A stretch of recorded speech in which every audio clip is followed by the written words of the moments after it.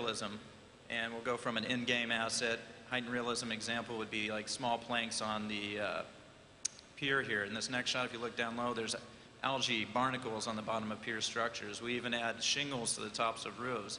You may ask, why do we go shingles instead of these straight boards? This is an interesting part of the creative process where we get to work with our extremely talented in-game team and talk to them about, hey, we got this idea, we want to add some more detail, we think it's going to help sell the scale. And even in something like this where maybe it strays a little bit from the in-game design, they're like, yeah, go for it, let's make it happen, and we get those little extra elements in there that really sell this and make it feel believable in this cinematic world that we take our movies to. So a good example of where this creative process is a little bit different is, and I wanted to focus on the Sky Tower that we did for Ogremar, is our concept team and our team itself. Anytime we get to work on these in-game assets, we love to just go crazy, add tons of detail, and sometimes we start to get a little bit away from what the gamers recognize. And what we did in this case is we started going really rounded with the Sky Tower, and although it was looking pretty cool to us and we actually got somewhat far in the production process, something just didn't feel right to us. So we took a step back in this case after working with in-game, and we actually went to the game, took some screenshots from what our camera was going to see, and we noticed, hey, this feels a lot better, it's angular, and even though some of us that are these crazy high poly guys are thinking, oh, this is supposed to be low poly, and maybe it's supposed to be polygonal. The orcs actually, their architecture and culture is supposed to be harsh angular stuff. So we were able to kind of dial this back, come into this realm, and once we did it, it just sang with us, and it felt much more recognizable to the game. So the next thing I want to focus on is where we not only add heightened realism to our structures from the in-game to the final, but also how we work on monumental structure. So this example is using is Lakhmadan, and in here you'll see from the end game to the basic model we start to add small structures, supports, cracks. Once we get into texturing, you can see tons of layers of little bricks, mortar. We have really nice water stains.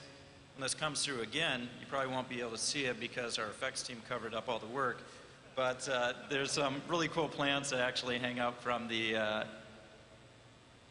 yeah, it's all good. Sorry. No, that actually hang down from the structures of the faces, these kind of things.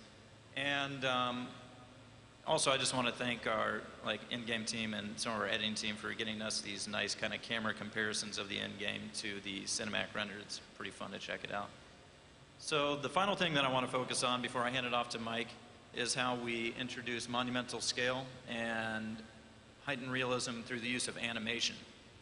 Since we don't have animation represented here today, the one thing to look at here is where Deathwing lands upon Stormwind. So we saw real-world scale and size through the weight and heaviness of Deathwing. He's landing on these towers. He's crumbling with his force.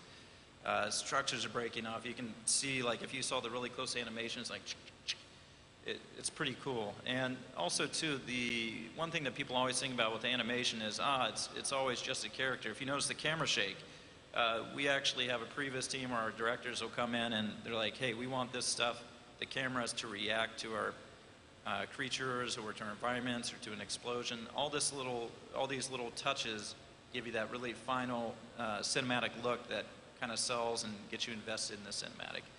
So other than that, the one thing, of course, to focus on is how the effects help sell the real-world scale and the detail of everything. And I'll turn you guys over to Mike Kelleher now.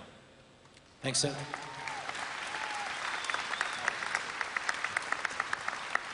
Good morning. My name is Mike Kelleher. I am the supervisor for the effects team. And I just wanted to talk a little bit about the effects you see inside the Cataclysm cinematic. The first time I think my supervisor and I looked at the storyboards that Mark had drawn, I think we actually laughed out loud. I may have cried a little bit, we have never ever attempted anything like this before. It's just the sheer scale and size of some of these cinematics was just extremely daunting. There were going to be a lot of big challenges here. I think even at one point we actually asked seriously to the team, you're not joking, right? This is what we're going to do. And no, we very much wanted to do this. So I took the storyboards and I took it to the team and I showed it to them. They had a few mild concerns, and they provided some really, really positive feedback. Then we got to work. So today I want to talk about two different shots. The first one is 1,000 Needles, and the second one after that is Curtain of Fire over Darkshore. The 1,000 Needle shot actually was really initially a very, very different looking shot. The wave was going to actually tower above us, as you can see here in this side view, and then come crashing down on our camera position. And that was going to be challenging just to maintain the level of detail from the top of the wave all the way down to where the camera was. So we started to think a little bit about how to change that shot. Here's an example of the bathtub idea. The wave would come in from the back of the canyon, come careening across one of the walls, smash into the other side of the canyon, and eventually overcome our camera position. This sounded a lot more detailed. The wave would be in the back. We would just have to deal with the skirt. Here you can see this great color script concept from our concept team that we started working with. So we started development with that. Here's an example of one of our initial particle passes, just that skirt that I talked about of wave water.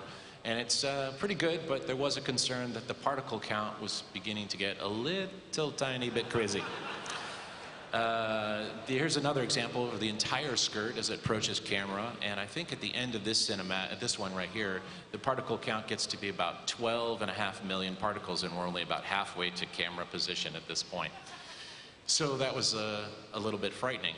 That gets worse in the sense that these particles are actually not spray or mist or anything like that. It's more of just we're going to smooth those out, and those will become the surfaces of this water. As you can see here in this example, even at 12 million particles, it just wasn't the detail level that we needed it to be. Those mesas in the front are 250 feet tall. The big ones are 1,000 feet tall. Plus, we're having an enormously difficult time keeping textures on it. We had this spray here that needed to be emitted from parts of the wave, and when we actually tried to put foam textures on top of that, they would slide and slip, as you can see in this example. I thought it was cool, but the director rejected my, hey, what if we fill 1,000 Needles with saltwater taffy concept? Still think it's neat. So what did we do? We had this huge problem. Well, the answer was we actually changed the shot. Here's an animatic, just rough animatic of what we wanted to do. You can see here there have been a lot of changes. We're a lot closer to the wave. The camera is tilted up so we don't have to worry so much about that skirt. This is just a rough animatic to get an idea so we can start the conversation about what we wanted to do.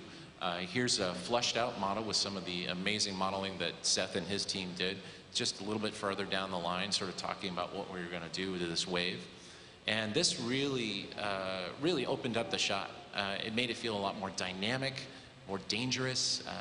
The viewer was not going to get out of that canyon in time. So this was the approach that we went for. And I think this is just a great example of how things change at Blizzard. The shot, modified over time, and I think we ended up with a better shot. So now that we were going to hit that wave's going to hit that mesa so close, we knew we were going to have to really focus on that interaction. This is some technology we started developing for that.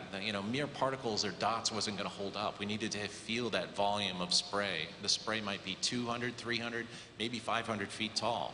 So this is just an example that's been put into a waterfall form when we started using it there. Every effect shot is made up of a lot of different layers, so I just wanted to break this one down for you. Here we go. That's the final shot. Here's the initial wave with some of the texturing and undercurrent. There's some foam surfaces on top, some reflection, and finally we get to our particle passes. Then we start working about maybe trying to integrate that wave into this wonderful world of 1,000 Needles. Here comes the spray. A little bit of color wash, foreground rocks, a little more spray, and then we cover the entire thing with a giant wave of water. No, it's awesome. It's a great shot. And since this is Cataclysm, why have one tidal wave when you can have two? So I wanted to also break down Booty Bay for you, just the same sort of thing. Here's the wave, some of the foam texturing. Interestingly, we could never actually get the foam to look right, so we finally ended up going to shoot some photographic foam off the coast and then stitching this giant map together to cover the entire wave, and that seemed to work. Spray for the boat, here's our surfaces, and goodbye, Beauty Bay. Well, I want to talk about one other shot, which was the curtain of fire today, this going over Dark Shore. As Seth mentioned in his presentation, Deathwing is huge.